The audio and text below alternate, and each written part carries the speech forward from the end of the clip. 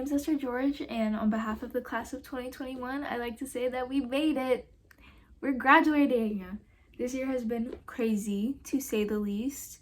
We've gone through an entire pandemic. We've had Zoom classes. We've missed out on a lot of the important things, a part of the senior experience. But collectively, as a class, we've struggled and we found it difficult to even make it this far in our academic journeys. But we pushed through, and here we are in our cap and gowns, ready to move on. We're all going our separate paths, and we're parting from this safe and familiar place, heading off into an unknown world where no one's gonna hold our hands anymore. We're big kids now. We have to do big kid things. From the first moment we step into our kindergarten classrooms 13 long years ago, we've been waiting to get to this very moment. It feels like the end of the world, but the beginning of it at the same time. It's a little insane. But graduating from high school is a big accomplishment that I'm glad I can say I've completed along with my fellow classmates, but it's not the end of our journeys. Our experiences and stories we've lived through the past 17 to 18 years are going to be the foundation for the rest of our lives. The friendships we've made and broke, the laughing, the crying, the stress over some project, the relief, and the good, amazing feeling you have after passing a test or a quiz, the late nights at work, football games, soccer games, baseball games, the good and the bad have all brought us to this moment. The moment in which we can say that we made it. And those experiences, those are going to carry us through our futures. Though the bad moments may seem detrimental at the time, I can assure you it's not all that bad. The bad moments are just as important as the good ones. They teach us how far we've come and that it was all worth it in the end. These moments, good and bad, have brought me to my now graduation from high school. A few stories in particular have shaped me into the person you see standing before you today. These stories aren't complete tragedies or sob stories, but they were impactful nonetheless. Hopefully, sharing them with you will allow you to take something away from it too. The biggest story I could possibly tell you is experiencing a pandemic. It's crazy to think that in all points of history, we were born in this time, in this age, and experienced this turn of events. All the way back in March 2020, we all thought we were just gonna get an extra long spring break. But it turned out longer than just an extra long spring break. At first I had no complaints, but then the 2 weeks turned into the end of the school year, and then all of summer, and then the beginning of the next school year. Throughout quarantine in the summer, I actually spent a lot of time indoors, and I learned to love myself. I know it's cheesy, but I had big self-confidence issues, and now I can tell you confidently that I love me.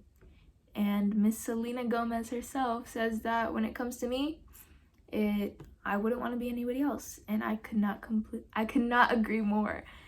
If we didn't have quarantine or self-isolation, I don't know if I would be in the place I am today.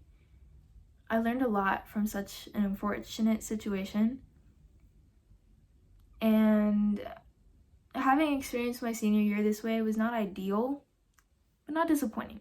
At first, I was crushed. I wanted homecoming, I wanted Friday night football games with all the themed outfits and body paint, and I wanted to go to school with all my friends. I just wanted the senior year experience.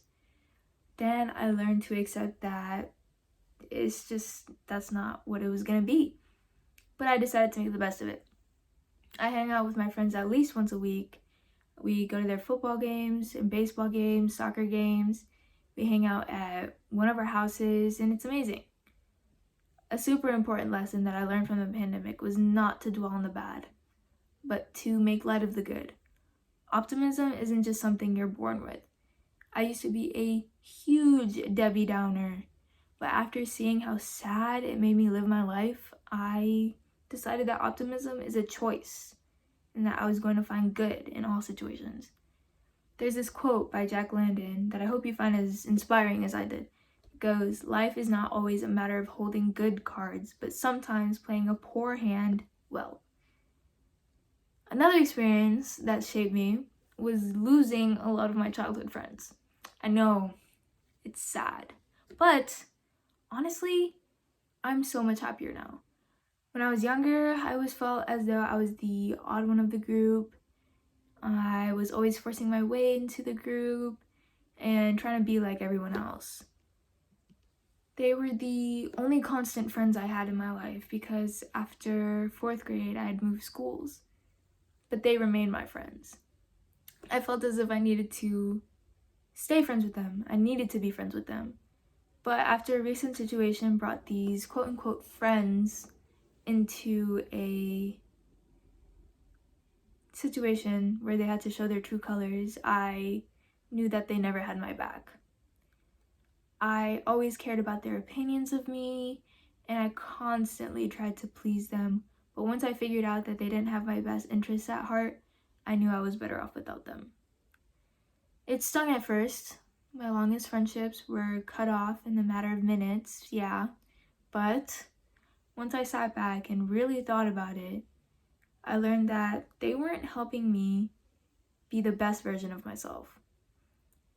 They used to use my drive to become like them and be a part of their group to degrade me and my confidence to feed theirs.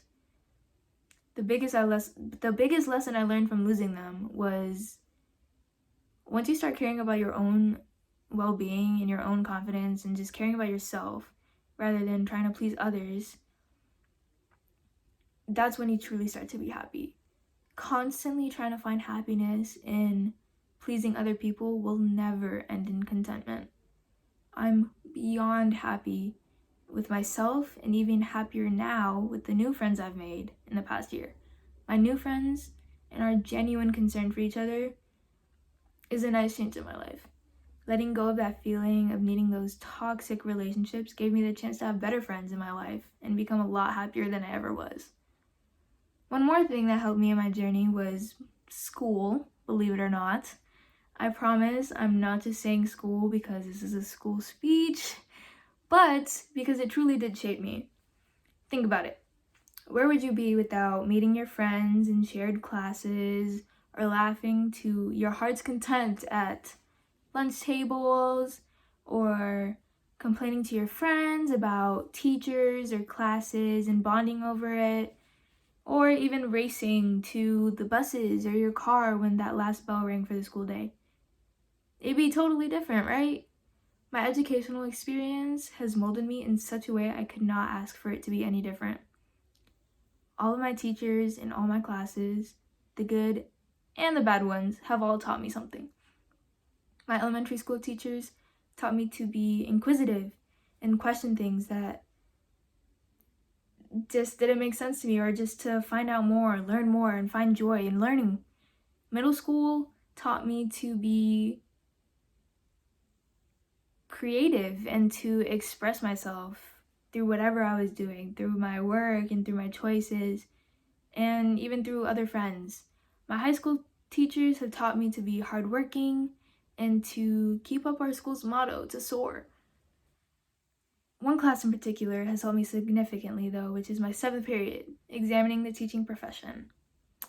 Ever since I was a kid, I was super stressed about the daunting question that is, what do I want to be when I grow up? I hated that question because I was never truly passionate about anything and I didn't know what I want to do with my life. I didn't know what I wanted to do with my life. So whenever we took those career tests in the computer lab, and I was truly taking those tests to figure out what I wanted to do because I had no idea. So whenever we took them, the common job that always popped up was teaching. So I figured I would keep teaching as my backup plan.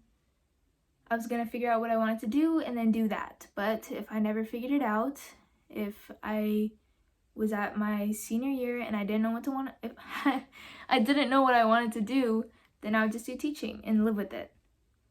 Spoiler alert, I never figured out what I wanted to do. But I signed up for the class, examining the teaching profession junior year. I didn't think anything of it at the time, but it was honestly one of the best decisions I could have made. The second graders that I deal with every day, they are the highlights of my day. Learning more and more about teaching and how students learn is so interesting to me, and it's something that I've grown to be passionate about. Teaching has found its way around being the backup plan to the only plan, because now I can't see myself doing anything else. You should be able to experience the same thing with the choices that you make. Live your life with no regrets. Choose to do what makes you happy. When you wake up in the morning and go to work, it should be doing something that you love and not something that you feel forced to do. This class, along with my educational journey, has taught me just that. I'm doing what I love by going to teach. I could tell a million stories and explain how they've all shaped me this far, but the point I want to get across is that bad things in life are just as consequential as good things. I know things may seem tough and hard to find light of situations, but coming from someone who has been there and done that, I can promise you with 110% certainty that it'll get better. It always does. You and I have not lived the same life. We haven't had the same experiences, but one thing we do share is having the ability to choose. We get to choose our own futures. We decide what has an impact, what doesn't. We get to choose it all. Find your passion, pursue it. I know doing schoolwork and everything that comes with it can be overwhelming. I know. But it's all gonna be worth it when you're standing on that stage with your diploma in hand, your cap and gown, smiling to the crowd, and all that's going through your mind is what your future is gonna be filled with and how it's gonna be all adventures and opportunities from here on out. I'll be going to Kennesaw State in the fall to pursue a bachelor's in my found passion of teaching. I guess this won't be my last day in high school, but Mill Creek has been good to me this past 4 years. Now, here's to the rest of our lives. Go Hogs!